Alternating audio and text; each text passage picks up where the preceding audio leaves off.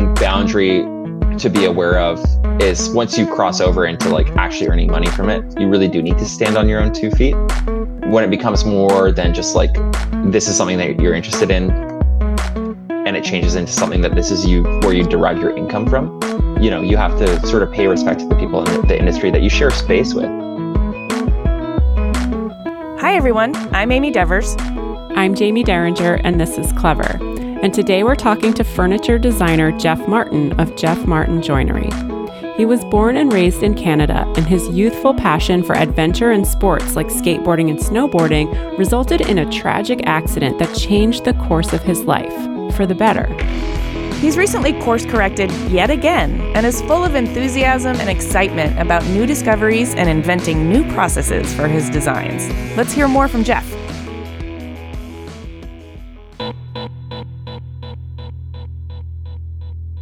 My name is Jeff Martin, and I am a contemporary furniture designer from Canada, based out of Vancouver.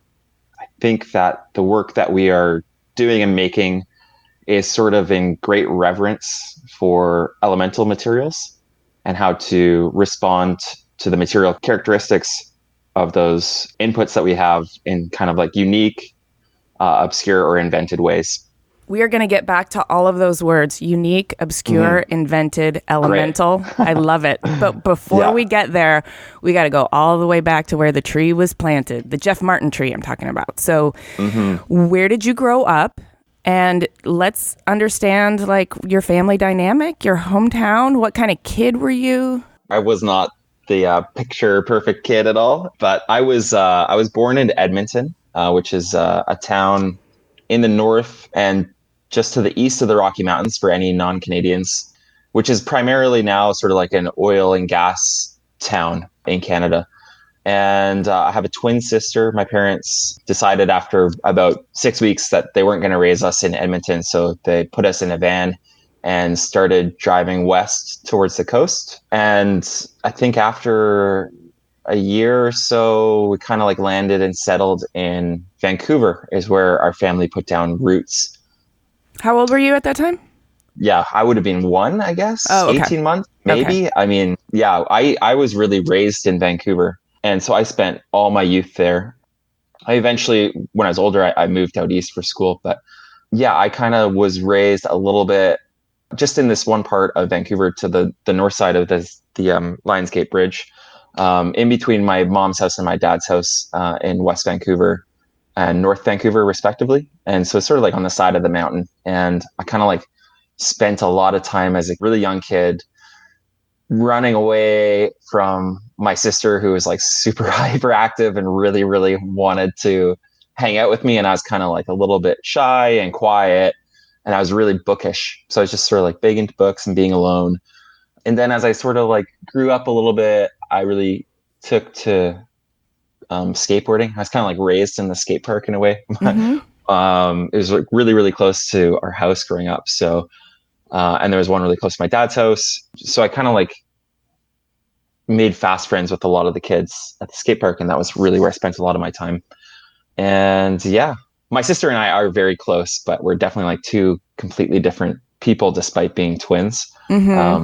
Laurel is really, really, really focused and intelligent.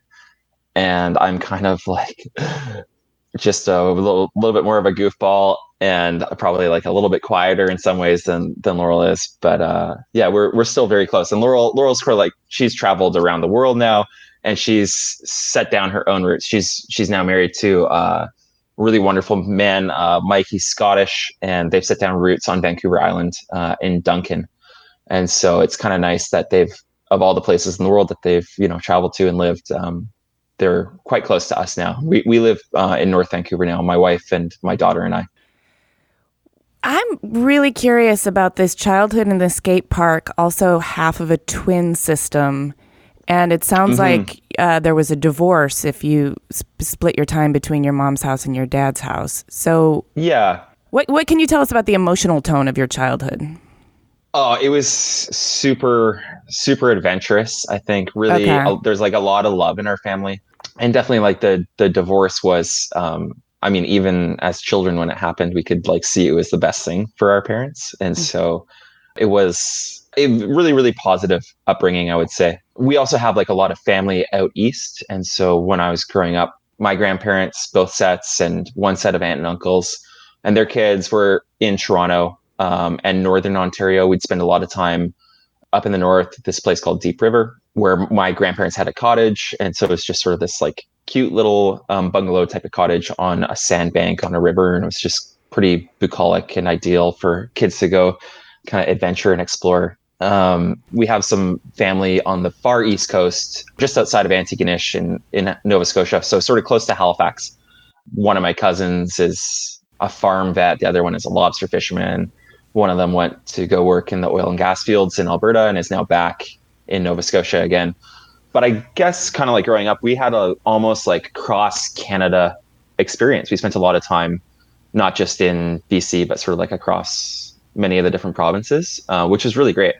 I remember being like really, really impacted by going out to the East Coast, out to the Maritimes. And I don't know if just being like obsessed with how cool my older cousins were, but every time we'd go out there, I'd like develop a little bit of a Halifax or Nova Scotia accent. Like I was just like super into how cool they were. And so we have a really close family. And even since my parents split, that has kind of like continued. And it might seem weird, but some of my stepbrothers and stepsisters on one side of the family, like on my dad's side, will come and spend time with the stepbrothers and stepsisters and us and the parents on the other side as well.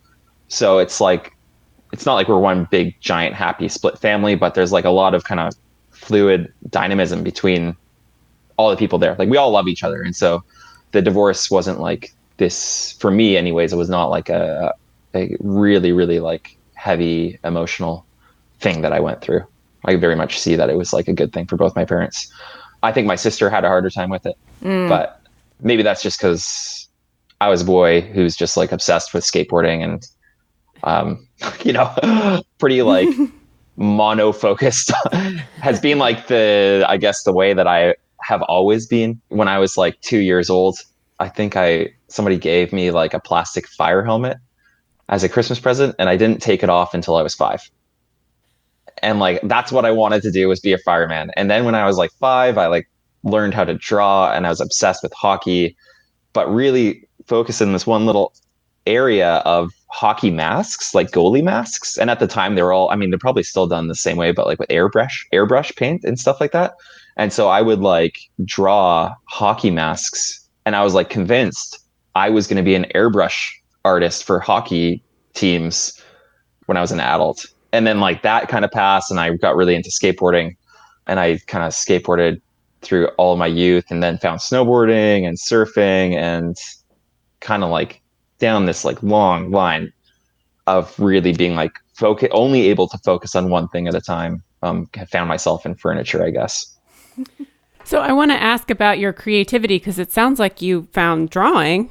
So what else were you interested in creatively as a kid, or did you even explore that at all after you were drawing the hockey masks? You know, I was, as I said, I was like really, really bookish. And so I would read a lot. I remember in grade 2, I got in big trouble. So it was like, we just had these the first editions of the computers in Canadian elementary schools. And one of our tasks as like an 7-year-old or 8-year-old was to write a small story. And I didn't at the time understand punctuation at all, but I wrote what would have been like a 12 or 13 page story for like somebody in grade 2. That would have been like writing Ulysses or something. It's like, I wrote this huge thing and it's 12 pages long. It probably made no sense, but I just remember it was one sentence. It was just a single long winded sentence. I remember I got in trouble, and I didn't get in trouble, but I perceived it as trouble. And I had to go back home and like learn, where to put periods. And I just didn't get it. I edited that story, and I just put a period at the end of every line, every physical line. Even if it was the middle of a thought, I would put a period at the end of it. And, we got coupled up into groups of 2, and we had to go read our stories to kids in grade 1. So I was coupled up with this guy, Chase, who's still a longtime friend. And we had to like read our stories. And I remember he was sort of going through something similar. And anyways, I ended up kind of like in grade 2 being a bit of a dropout. Like I would stop going to my classes and I'd just go hide on the playground. There was this big old wooden boat in the woods next to the playground, and I'd go hide in there. And after a while, my teacher, Mrs. Dyke, she ended up coming to my parents' house after school one day when I was there, and like didn't announce it. She just showed up, and I was like incredibly remorseful and full of tears, and I was like a grade 2 dropout. But I really loved to write, and so I think that was the next transition that I went through. And then in high school, I ended up started taking some video production courses. And again, one of the kids that I would like group up with was this guy Chase again, and another friend Brian too. Like I'm really close with, and he's got a daughter about the same age as our kid. And we actually live just a couple blocks away from each other now. But we do video production work, and it was almost like at that time when I first took it, it was like an excuse to get out of school again, because it was like an extremely long block program. I remember it being like 2 or 3 hours long each class instead of just an hour. And you were allowed to go off school premises to go shoot. And so we just used it as an excuse to go get out of school. I think looking back on it now, to build stories and edit work and create like a visual documentation of how you were thinking about a story. So I was really into that through all of high school. Actually, Chase has gone on now. And so Chase has taken like what he learned there, and obviously from a lot of life experiences, but he was the director of cinematography for the Lemonade video from Beyonce a couple years ago. Wow. And he did like the Black Klansman with Spike Lee, and he's like actually built a career in this path. Yeah, it's kind of cool. So those high school years doing video production and story building, it's interesting to me that you connected your run-on sentence story from the second grade to being an escapist, sort of, hiding in this boat, to video production in high school. And I want to know where you went after high school, but I also want to circle back to that boat at some point, because that boat made an imprint on your psyche. And definitely. Yeah. It was a pretty dirty place. That boat was like full of rats and needles. And like it was a last ditch resort to like go hide there to be a grade 2 dropout for sure. I was kind of like running scared at that time. I don't know how to describe that feeling, but I kind of like remember grade 2 as being like this kind of scared, unhinged type of year in my life. So interesting. What did you do after high school? Because we want to figure out how you got from video production to furniture making. And so there's a few dots you need to connect for us. Yeah. And as I was saying as well, like I was really into skateboarding, and through skateboarding then into some snowboarding and some surfing. So I really felt like that was a really physically creative thing for me to do. Whereas like all about like Twitch reactions and kind of like analyzing and coming up with responses, like gestural responses in the moment. And I think that has had like an effect on my career in the long run as well. But when I got to university, I really had no idea what I was going to do. I almost didn't go. My parents encouraged me. I was sort of like set. I was like, I'm just going to move to the mountains and be a snowboard bum, and I'll probably die by the time I'm 30. And that was going to be my life. But they encouraged me to at least apply to a couple schools. And I didn't have the best grades. I applied to a few schools that my sister had applied to, and I got like, completely rejected by all of them.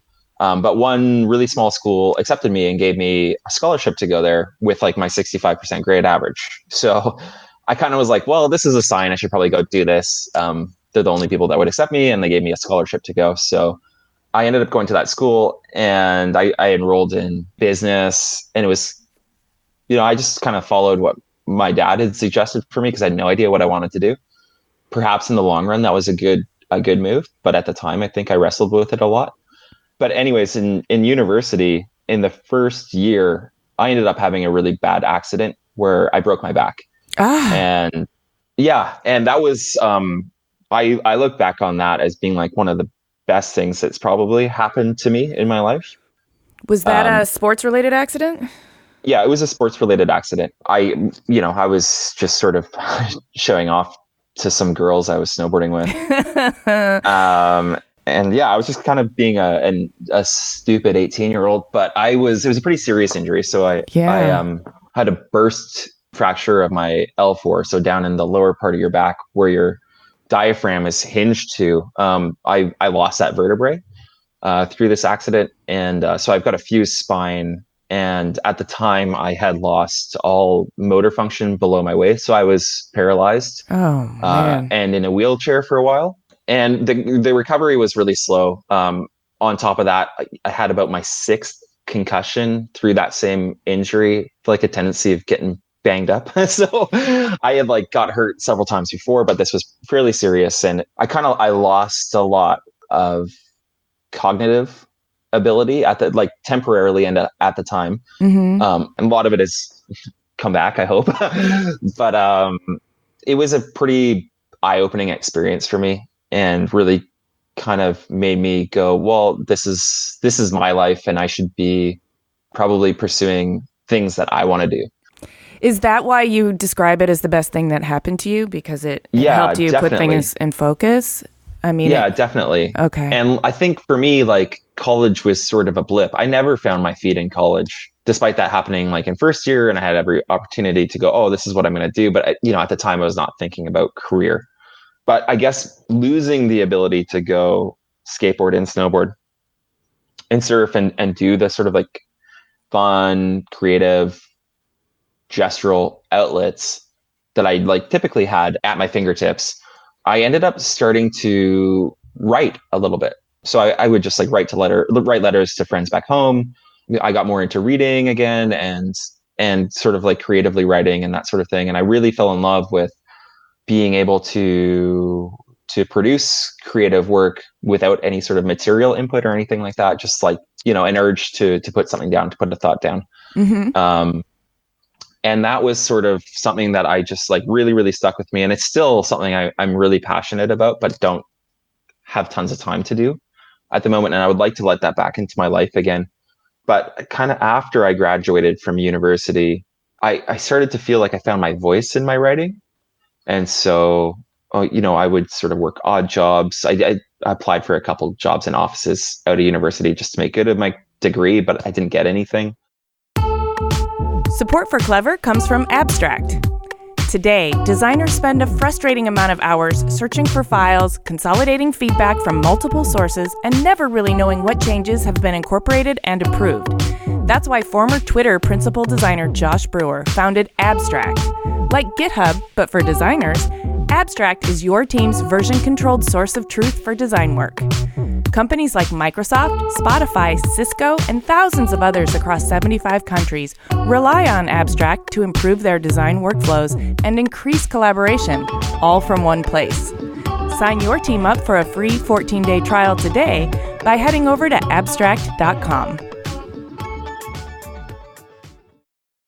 I got a degree in business. Okay. I applied to work for a heli ski operation in BC to do the marketing for them. And I got shortlisted right down to the second last candidate. And then they ended up going with somebody else, but I could have, ended up working up in northern British Columbia for a luxury ski operator if I had not gotten rejected by them. Which is kind of crazy that my life is, just looking back on it, I guess, could have gone so many different ways. Mm-hmm. And I guess at that time I was just I'd like to work with my hands a little bit. Because I didn't grow up with particularly proficient mom or dad who could fix stuff around the house very easily or anything.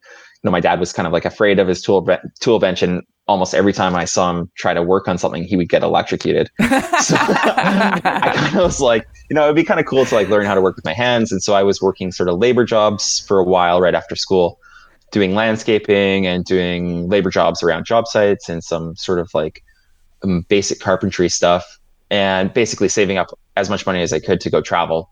The body's such a fascinating machine, but it sounds to me like this accident, your brain trying to heal itself, encouraged you to start putting the ideas that were coming through it down onto the page. And then you are out in the world doing these handyman jobs and these contracting carpentry jobs because your body's needing to find its connection to the material world again. Is that, would you say that is all part of your It's development? all, yeah, 100%. I'd say it's all part of the development. And I think also my writing and my need to write at that time was because I was in a really emotionally fragile state. And so like my emotions were at the time like really brimming. Yeah, you needed to process that shit, man. Yeah, exactly. I needed to process it. And through writing is how I did it. And then I got really into it. And I was like, oh, you know what? There's like a really cool sort of creative life that I had not considered before. You know, as I went down this trajectory of business school, I was like, well, I'm just going to get a job in an office and that's it. And then I kind of realized my passion was in producing work or my own work or something with my voice in it. Yeah, you know, it's amazing when you find that valve and you open it up and then just allow it to flow. It feels almost like you're breathing again and you didn't even realize you were suffocating. Yeah, exactly. Exactly. At that time, you know, I was just saving. I really wanted to travel. So I kind of like saved up for a while. And I went on a trip through Central and South America. And I really just like found that I love to write about my experiences there. And so I just write frenetically every single day I was on that trip. I would write. It was pretty like eye opening. I had like a lot of people, you know, I just basically I would just like write to people back home. And I kept at the time like a little travel blog so my parents could like see what we were up to and my friends could see where we were and that sort of thing. But I really sort of like took it and ran with it about how I wanted to express myself. And some of it was like pretty weird. But it was like it was really cool. And I kind of realized through that whole experience and through that I wanted to be a writer. And so I got home and I had like no experience. I didn't go to school for English or anything or creative writing, but I started landing a couple freelancer gigs as a travel surf writer. Real quick, were you still putting the periods at the end of every physical line? Yeah. No, I still have problems with punctuation. Yeah, my wife, she insists on editing like every email I send because I'm terrible with punctuation. Oh, you found a nice match then for you. Yeah, she's great. Yeah, no, I still have problems with that. But I ended up doing some amateur paid writing for a while and I really enjoyed it, but I still just loved the creative side of writing the most. But it was nice to sort of be able to see that, you know, I could earn a little bit of money from this thing that I was just interested in. And I think it gave me like a lot of confidence too, to come into almost fall backwards into a little bit of a career path with no formal training. So to come in as an outsider, but still have enough of a voice that it mattered enough that somebody was going to pay me to put a small article together on something that I was interested in. I think that kind of played into my confidence in starting the furniture as well. But I got sent on a trip by Surf Canada and another magazine out of Europe to go to Grain Surfboards out of Maine and write about my experience building a handmade wooden surfboard in their studio there. And I camped on the property for a week. And the whole company, everybody there is just so incredible. It's like that maritime spirit that I love about where my aunts and uncles and cousins are from. Maine is just like Nova Scotia's neighbor. So I just felt at home there. And I really loved the process of making these like handcrafted wooden surfboards. I got home and I was like, oh, I should be doing something like this. And so I started renting some space at, like a big art studio area in Vancouver. And I was working as a carpenter to pay the bills. And I really loved the carpentry aspect of it too, you know, from like framing to formwork and pouring concrete to finishing carpentry. I just really loved getting into that idea of like maybe one day being able to build my own house, or just in general. I liked the tempo of the day and the people I was working with. And yeah, I was doing the writing as well and working, you know, odd jobs. I was doing like house inspections as well. I just like pretty much everything to support like these multiple ideas I was juggling about like having a life of like being able to work with my hands and be creative as well and make money from my creative side. And then my wife just asked me, she's like, oh, I was like making some surfboards and paddles in my workshop. And she's like, oh, can you make some furniture for our apartment. And I was like, oh, sure. Like, I never considered it. But, having being in construction and like building stuff for like, building houses. So like building something in relation to a domestic life, getting into furniture then was really easy transition. And I started off as just like, oh yeah, I'll do that. And I started like, going online, buying some books about furniture designers. And I found this one on George Nakashima. And I was just like, this story is incredible about how, he learned how to do this in an internment camp. And he went on to become this like incredible influence over modern design through his work. Mm-hmm. And I was just so inspired by that story and about how his daughter Mira now does it. And it sort of like continued on and expanded on the idea of what her father's studio was. And I just was like, well, that's it. Like I'm going to try to make some Nakashima style tables. And I just was like, looked at all the proportions in the books, and I started making like, his conoid dining tables, but made like a coffee table version for my wife, and doing all the butterfly keys and all like, all the little nuanced details you would find in a Nakashima piece. I was trying to imbue them into my own work. And I just started making work, akin to that, Mm-hmm. akin to the American craft movement, mid-century modern movement. And then it kind of just like went from there. It took a while for me to find my own voice as a designer. But again, I came in it from the outside where I didn't know, I wasn't allowed to just take somebody else's ideas and sell them. I had no idea. Right. No, I understand that. I also think that in painting, there was always a very rich tradition of copying the masters as a way of learning craft and technique. And I think that there's natural tendency to do that, maybe just to learn the process. And I'll say from personal experience, like it takes a while to get enough of a technical repertoire with wood and all the processes and materials and joinery in order to feel like you really can express yourself uniquely. The first chapter of learning to work with wood is really learning how the material behaves and learning what you can do with it and what's structurally sound and how you can manipulate it with which machines before you can decide how your own voice gets expressed through the material. So like teaching yourself by making work similar to the people that you were inspired by seems like a very natural way to teach yourself to make furniture. And then, of course, as you become more sophisticated, you realize, well, I guess what I'm doing is derivative, and it's time for me to start making it a little more Jeff Martin-ish. Yeah, exactly. Yeah. I think another thing, too, is, like, I'm so surprised I didn't cut off my fingers. Like, I had no idea what I was doing. I was, like, working in the shop at, like, 2 a.m. and working 2 jobs to support this. So I'd get there at like 1 or 2 in the morning and work, and then go to sleep for a couple hours and go to my job again. And kind of the years from like 24 to 27, I just like didn't really sleep very much. I was just so obsessed with like learning how to build things, and I was making crazy technical mistakes and safety mistakes and I guess like industry mistakes. But that's, for somebody who approaches things as an outsider, some of that stuff like you just have to go through. I'm not denying your outsider status, but I am saying that like I went through the academic route, so I might be the insider that you're referring to. Right.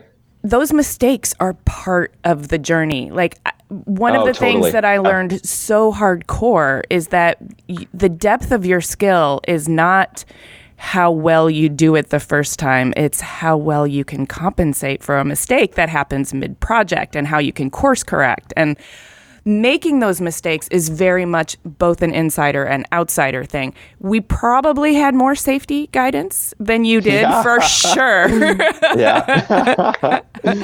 But, I think the mistakes are a really, really important part of the technical repertoire, because I'm sure you feel like you learned so much, and maybe even so much that's a little bit off book about how to make things that's informed your process. So Yeah, absolutely. Yeah, I mean, there was not for me. There was not like a little handbook or a really like in-depth multi-volume encyclopedia of how I should approach what I was trying to do. I was just trying to make work that I thought was interesting. And I think the one boundary to be aware of is once you cross over into like actually earning money from it, you really do need to stand on your own 2 feet. yeah. When it becomes more than just like this is something that you're interested in, and it changes into something that this is where you derive your income from, Yeah. then that is like a fairly blurry but tenuous line. And you have to sort of pay respect to the people in the industry that you share space with. And I think a lot of people have gone through growing pains like this. And Wait, what are you getting at? Are you talking about not making work that's too similar? Are you? Yeah. I personally have tried to make work similar to other people. And now I have people who reach out and they're like, oh, this guy's doing work like yours. Or I'll have some person be like, hey, I made a bed just like yours. So I kind of see it from both sides now. And I kind of like the way that I have wrestled with it and tried to define it in my head or justify it is that like if you're really deriving like principal source of income for yourself, you really need to be doing work that is your own. But if it's like a hobby or something like that, I think you just be nice, just like reach out to people before you make the thing and be like, hey, I'm making this for my wife, or I'm making this for a client, but it's not going to go on my website. And I think that's like an appropriate way to deal with that sort of thing. Yeah, I agree with you that copycat, it's like it's not quite knocking off, but it's copycat work that eats into your niche in the industry if they're not being respectful about it. If it's because they're teaching themselves how to build furniture like you did with copying, Nakashima-esque, making things akin to Nakashima, it's sort of one thing if it's for their personal use. But we're in this culture now where people see work on Instagram and Pinterest and assume that it's a recipe. It's like a recipe they can follow. And then if they make it, then they assume they can make money from it. And now they're just sort of diluting the original idea. And causing confusion for a lot of people, but also you're right, not paying respect to the economics and the originality that need to support the whole industry. Yeah, I think one person that like I derive like a lot of inspiration from, maybe not so much in the way our look works, but in the approach to our work, is Steve Hollenbeek. And for anybody who doesn't like know Steven's work, look it up. He's incredible. He's my favorite designer. He does these ice cast bronze pieces that are he's like, I kind of like look at him and I think like if I were to liken him to like any fictional story character, I look at him and I think of like the Hunchback of Notre Dame, because his studio is perched above, it's like 2,500 square feet. Did you just call Steve Hollenbeek Quasimodo? I hope he listens to this too. I hope he listens to this. But it's like his studio is like perched above, it's like a very humble but well organized, beautiful studio, perched above a 35,000 square foot art foundry that his friend owns. And if you look at Steve's like body of work, he's using ice and snow from like on top of his studio. Like he opens the window and goes out onto the roof. He's using wax, which is like found down in the casting rooms below him. He's using sand, which are found down in the sand casting areas below him. He's using glass down from the glass blowing facility below him. And he's like building this body of work that is just like sort of like, I imagine him with like a mop almost, like going through West Supply Foundry after hours and be like, I could like make, a crazy mushroom bubble vessel out of like resin bonded sand or something. And he's just like, it's this like closed system of really experimental research based design. And there's so much to learn where he's able to make like the most out of the least type of thing. So I love design practices like that. And I have my own body of work now. I'd say like the last 2 years, we've really gotten into this like experimental type of design process. And I've talked at length with people like Steve about it, because I want to make sure that the stuff that I'm doing isn't stepping on anybody else's toes in that area. And so if I make like a blown glass vessel, I'm doing these excavated vessels now. One of the ones I made for my wife almost looked like, the way that I did it almost looked like this Julian Watts, who's this incredible sculptor from the Bay Area. It almost looked like one of his perforated towers. And so I reached out to Julian and I was like, hey man, like I just did this piece and I kind of like, now I'm looking at it and realize like it's different materials and different effect, but it kind of looks like one of yours. And he had like this beautiful response to me, which is like reiterating what I've been saying, which is like, yeah, like you should be doing work, like it's beautiful, but you should be doing work that is like so weird and strange that like it can only be yours. And I kind of love that sentiment. And like his response was, there was like brevity to it, but it was also very direct and very, very kind. And I think that's sort of what it's about right now is because we're in this like Instagram influenced era of ideas almost becoming homogenous. Yeah. That as like a designer or like an upstart, somebody right out of school or somebody just falling into it, reach out to like all the people that you look up to. Like I love talking to other designers and students and people who are like way better than me. Like I love those conversations. And so I would really encourage like more dialogue between us. So there's less drama, I guess. I want to talk to you a little bit about that idea of Instagram, because Instagram can give people the sense of you as a brand being some large operation or a factory or something like that. And you've recently talked a little bit on Instagram about the fact that you are sometimes a one-man operation. And that there's a lot that goes into the work, but also that it's not always what it seems in terms of like financial success or, having a giant team, et cetera. Can you talk a little bit about some of those struggles? 100%. Yeah.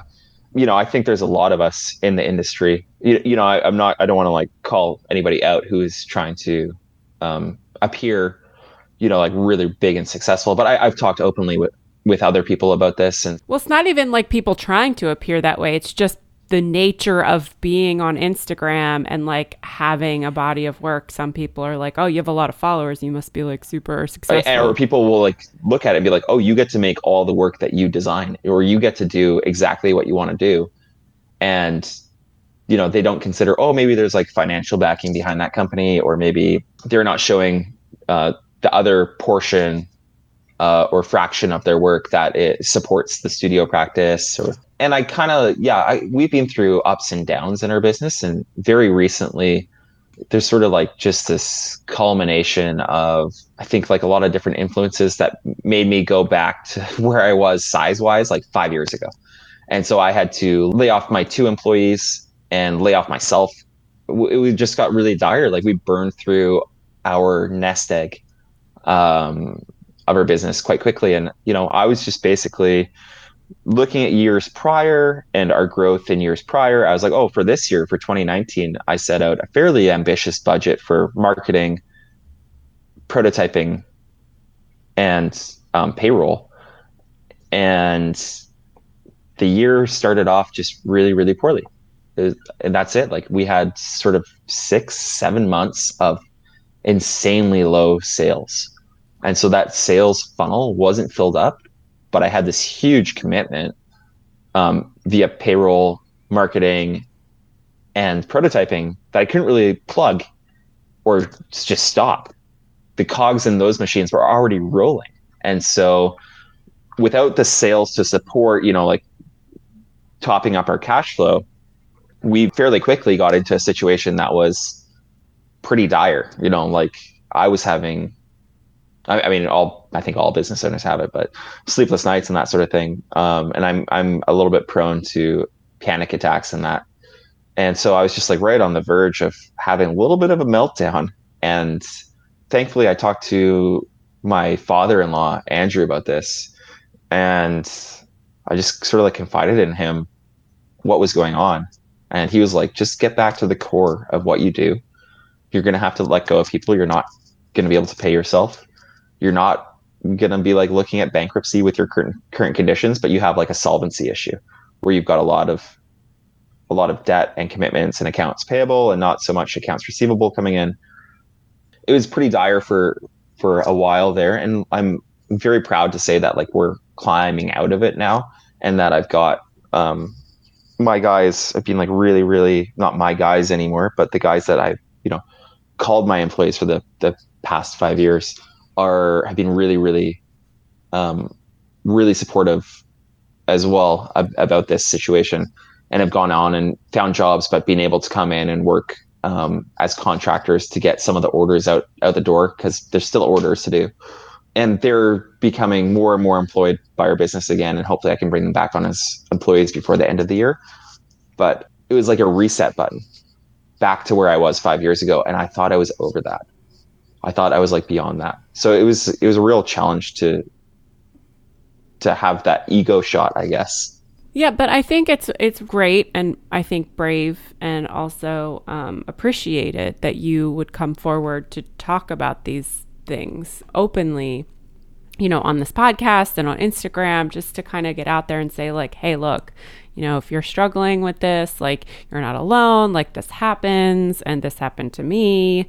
Because I think some people like someone listening right now could be ready to give up, and then your advice to like go back to the core of like what you love to do or who you are is really fantastic advice. And I mean, like, if you've got a skill set, you can make money, and you don't have to give up on the dream because you've got like a slow financial time, or but I think one of the core lessons as well in this whole situation, I guess, was to actually put, as you're saying, I'm really happy I put it out there. And I was really I had a lot of trepidation around putting it out there, because I'm also very aware that as much as I love the industry, and not everybody in this industry is also going to love me. And so I kind of felt that putting it out there could be risky too. If competition wanted to strike, that was like a perfect time to strike. And at times I felt like the vultures were circling too. Do you see this pattern? This is your accident again. Yeah. And you found your recovery through writing.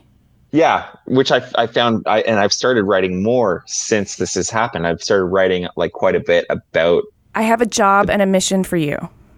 Yeah, hit me. I'm very serious about this. You have a desire to unite the industry and create connective tissue and solidarity, camaraderie, and support among other people who are, fighting the fight like you are. Mm-hmm. You have a voice that you express yourself through writing, and you have a natural ability to figure out how things get made and also work with the process. You need to either join some organizations and create content and a community that supports the maker industry that you're a part of, makers and artists and designers and small business people, or you need to start your own. I think that's the way I'm leaning right now. Okay. I do have like a back burner idea. Okay, good. Which I would like to, I guess, flesh out this idea that I've got, but bring people into it. And not as like necessarily for me as a for-profit type of thing, but as something that is, like self-supporting, self-sustaining, and gives platforms to people. And I'm not sure what it really looks like, but that's something I really want to do. And so I think that like my career trajectory is going to be, it's pretty open-ended. I think probably Jaime and Amy, like you guys can tell that I kind of like just go with the flow. I don't really set too many plans for myself, but I definitely love the industry that I'm in now, and I want to remain in it for a long time. And I would love that, if people continue to buy my work, that would be great. But I think that there's going to be more as well. And I'm not sure exactly what that looks like yet, but that's something that I've been like thinking about a lot too. And that's what I've been writing about a lot as well recently. I see you as a maker and a designer for sure, but I can very much feel intuitively that there's a community organizer in you that is able to harness your gift for, making friends and writing in a way that really strengthens whatever it is you're passionate about. Yeah, I feel that way too. I've tried to do that like throughout my career as well. Like maybe at times a little bit too in like a sophomore sort of way. And so when I first discovered, for example, like when I first discovered Steve Hollenbeek's work, I definitely was not the first one to discover his work, but I was one of the people who was like, dude, I'm doing ICFF this year. Do you want to come and show your work for free? Just like come and do this with me, because I want people to have like that platform. People whose work I believe in, I'm like totally open to just being like, here. I think it does wonderful things for context, for showing our furniture with beautiful sculpture and other work or lighting, and stuff that we're not pursuing so vigorously. But I also like the core of it is that I love a lot of the work happening right now in the industry.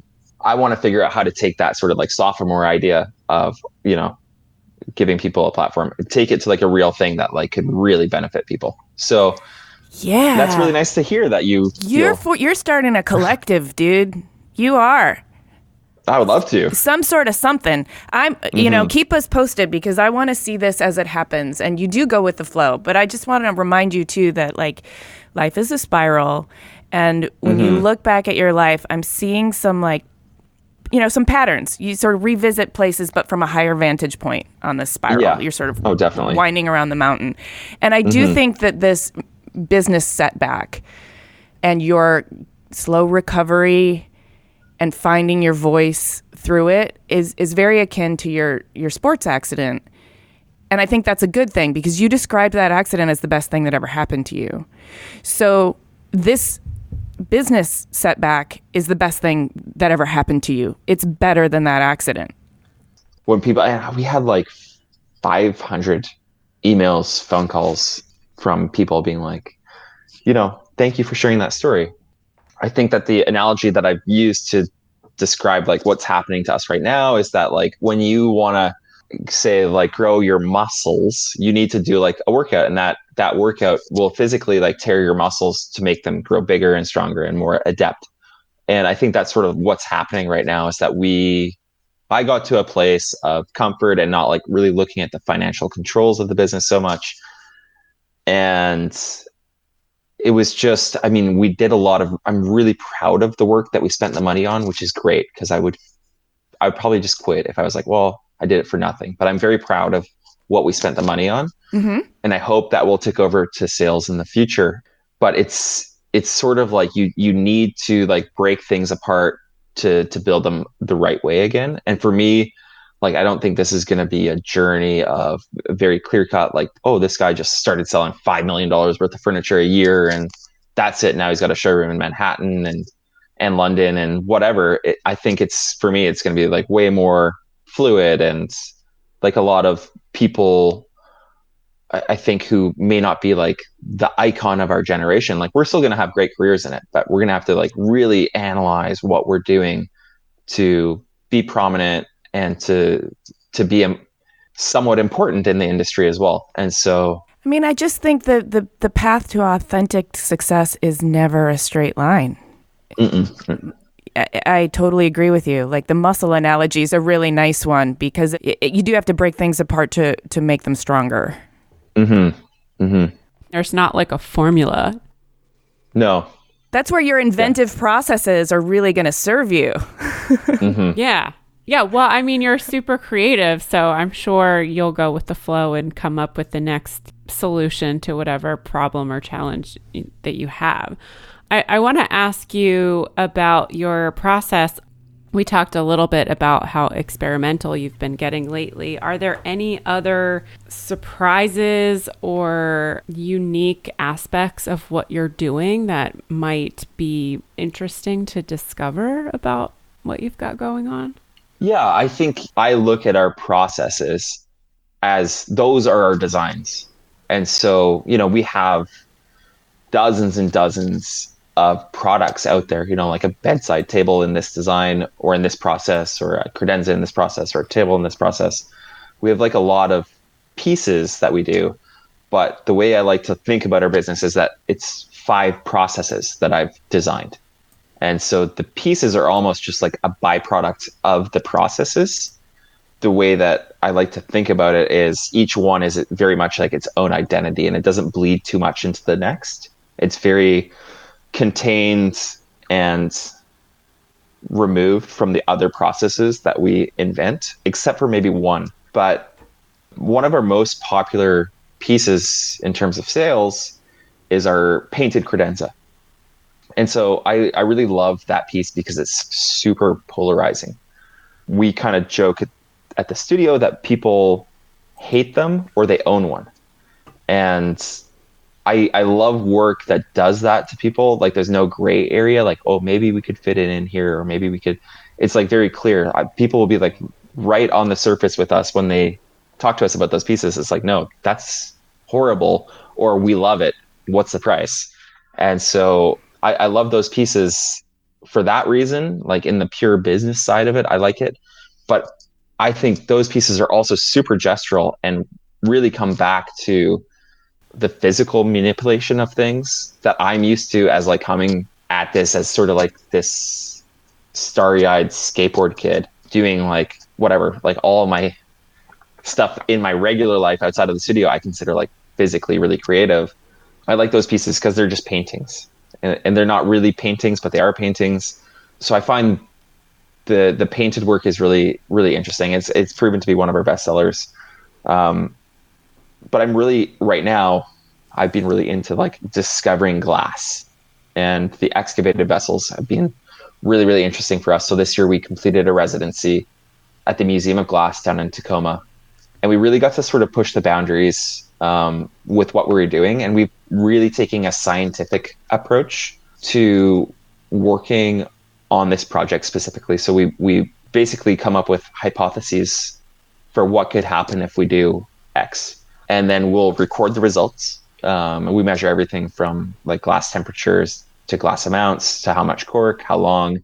And each time we do one, we try to improve on on the process or prove or disprove a hypothesis that we might have. And I think it's going to continue and lead us down a really interesting path with that work. And what's interesting about me, or to me specifically about this, is the first time I've taken a really scientific approach about collecting data and having hypotheses about my work. I think it's kind of like it's a heritage in a way for me, because my grandpa was a nuclear physicist. And so I have a really, really strong connection with this grandpa and with my nana on this side. And he was a nuclear physicist who helped develop the nuclear program in Canada through like the 50s, 60s, 70s. He taught like PhD level ceramics at University of Toronto, and he's just like this incredibly warm guy. And also he made like live edge furniture for my nana in like the 60s, and it was probably like the first bit of furniture I ever connected with as a kid, where I was like, oh, this is so cool, this is like a slice of a tree. And so I kind of find it interesting now that I'm doing work which is definitely not at the same level of science as what my grandpa would have been doing, but with the same objective approach to it. I love this grandpa. Yeah, he's amazing. Yeah, what a wonderful influence to have in your life. And I think there's nothing more magical than being a child and discovering like the wonder of furniture and the wonder of a tree and the wonder of your, it being made by somebody all at the same time, like developing this really deep connection with that live edge table has definitely baked itself into your DNA.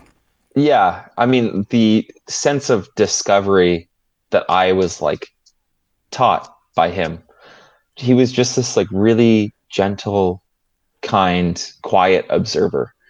And so I remember going out, in a canoe with him when I was really young in Northern Ontario, and kind of coming around the bend of this river, and there's like this giant moose there. And I was just really comfortable with him to have times of silence and observation. I think that, as you said, like it's baked into my DNA. I think having those experiences with my grandpa has really shaped, who I am today and who I strive to be for my daughter as well. We talked about the 2 times in your life when it could have been the best thing that ever happened to you, but we have to talk about your baby too, which could possibly also be one of the best things. Yeah, 100% the best thing that's ever happened to me. What's it? I mean, how has that changed you? How long ago? How old is this baby? So yeah, my daughter B, she is 10 and a half months old now. Oh, fresh baby. Fresh, yeah. So she'll be 1 in October, and she's not dissimilar to me. She's also like very observant, kind of quiet. She loves books. She's almost got like a built-in divining rod. So if we're like in any place in the house, on the second floor or wherever, like somewhere away from her like little book stand, if I say the word books, she'll like point through the floor in the general direction to where the books are. Yeah, she's very focused. She loves her books. She loves playing. I mean, it's been amazing. It's been so amazing to transition into being a dad. I thought it was going to ruin my life, and it's done the exact opposite. It's so incredible. It's made work a little challenging at times because it's just like, how many hours in the day should I have in order to run a business and be like an active, involved parent as well? I went to 2 friends for advice before B came along. And one of them was like, just get prepared for the worst year of your life. And the other guy was like, it's super easy. Don't worry about anything. And to be honest, it's like, it's both of those things. It is the easiest, most wonderful job in the world. And it's also the hardest fucking thing you could imagine. And so I call it the best worst thing that's ever happened to me. Yeah, exactly. And so, I mean, year 1, I don't know, it's crazy, but yeah, my wife and I are just like loving most moments right now. That's really joyful. It's very deeply human. I mean, it is, literally, yeah. You made another human. Yeah, no, it's great. I'm really sort of touched and moved at this cycle of life stuff with your grandfather and your child now, and I'm fast forwarding to the future. What do you hope that your grandpa years look like? You know, I really do hope that I'm still physically able to and mentally capable of making like interesting furniture for a long time. I love the process of design and fabrication, and I want to continue doing this for as long as I can. And I hope that, you know, I also have time.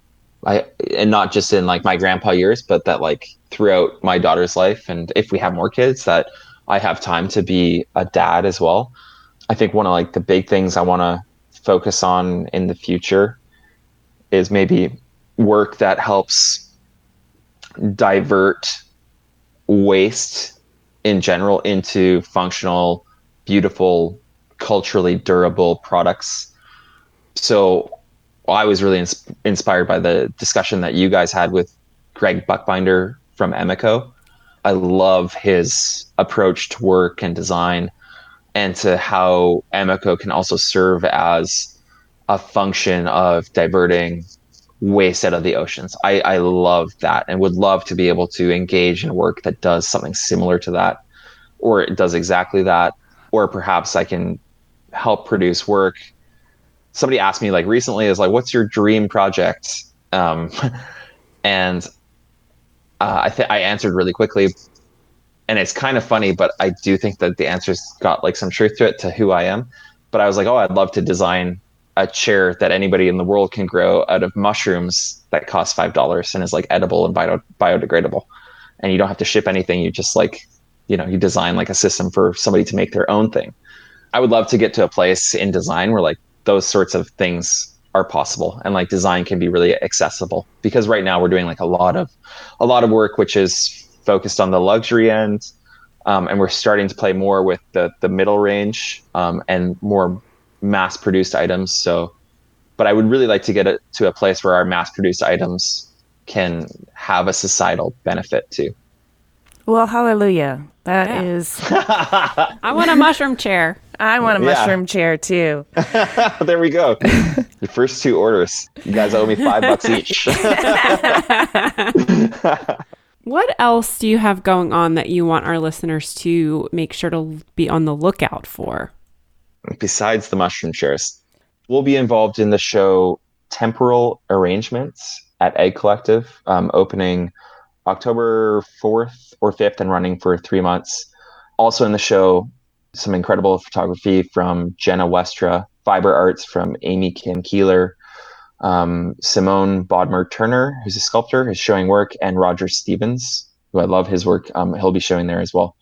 So that's at Egg Collective. Our excavated vessels will be there, 6 of the ones that we produced at the Museum of Glass in Tacoma this year during our residency there. So really excited for that. And we have sort of, of the 5 design systems that we've created, we're in 2020 going to be releasing more iterations of what those design systems can do and trying to go deeper into the process of each one. So I'm really excited for the painted work, and typically the canvas for the painted credenzas, the painted objects has been credenzas, but we'd like to sort of expand on that idea to take up more 3D space.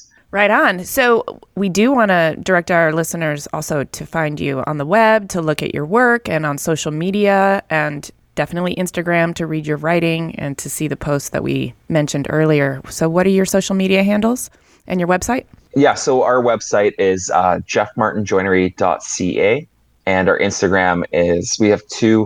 One is at Jeff Martin Joinery, and then the glasswork is under a separate handle. It's at Excavated Vessels. Well, thank you for sharing your story with us. We really enjoyed talking to you. Thanks everyone for listening. To see images of Jeff's work and read the show notes, click the link in the details of this episode on your podcast app, or go to cleverpodcast.com, where you can also sign up for our newsletter.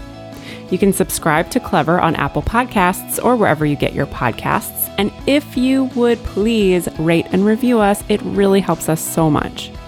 We also love it if you would find us on social media, Twitter, Instagram, and Facebook. We're at Clever Podcast. Clever is created, produced, and hosted by us, Amy Devers and Jaime Derringer, also known as 2VDE Media, with editing by Rich Stroffolino and music by L1011. Clever is proudly distributed by Design Milk.